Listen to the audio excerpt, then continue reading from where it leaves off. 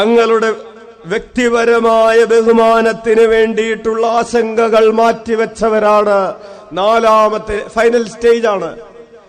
ഈ final stage ഉള്ള relationship എന്ന് പറഞ്ഞാൽ, പ്രിയപ്പെട്ടവരെ, സ്വന്തം അംഗീകരിക്കപ്പെടണമെന്നും ബഹുമാനിക്കപ്പെടണമെന്ന് പോലും ആഗ്രഹമില്ലാത്തൊരു ഫ്രണ്ട്ഷിപ്പ്.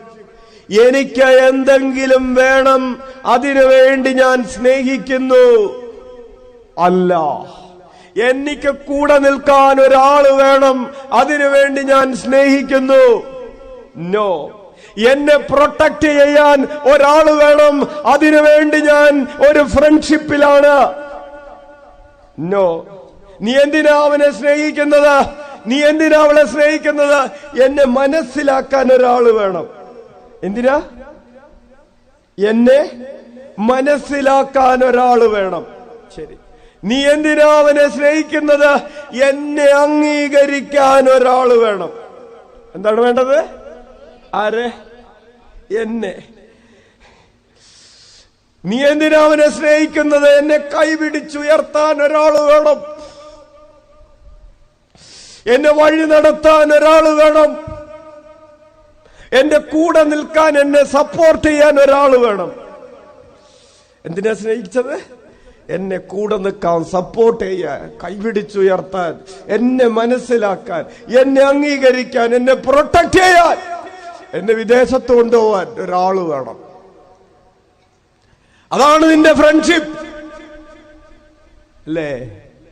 പ്രിയപ്പെട്ടവരെ, ഈ എന്നെ എന്ന് പറയുന്നത്, ഞാൻ എന്ന് പറയുന്നത് പൊടിഞ്ഞില്ലാതെയായി മാറുന്ന ലെവലാണ് ഫോർത്ത് സ്റ്റേജ് ഓഫ് ഫ്രണ്ട്ഷിപ്പ്. ഞാനല്ല, നീയാണ് ജീവിക്കുന്നതെന്ന് ഗലാത്യർ 2:20 പറയുന്ന ഒരു ഇന്റൻസിറ്റി. ഞാൻ ജീവിക്കുന്നു, എന്നാൽ ഞാനല്ല. ഞാൻ അവനോടൊപ്പം ക്രൂശിക്കപ്പെട്ട് കഴിഞ്ഞിരിക്കുന്നു. അതുകൊണ്ട് ഞാനല്ല, അവനാണ് ജീവിക്കുന്നത്. നിന്റെ മഹത്വം, who cares? I don't care.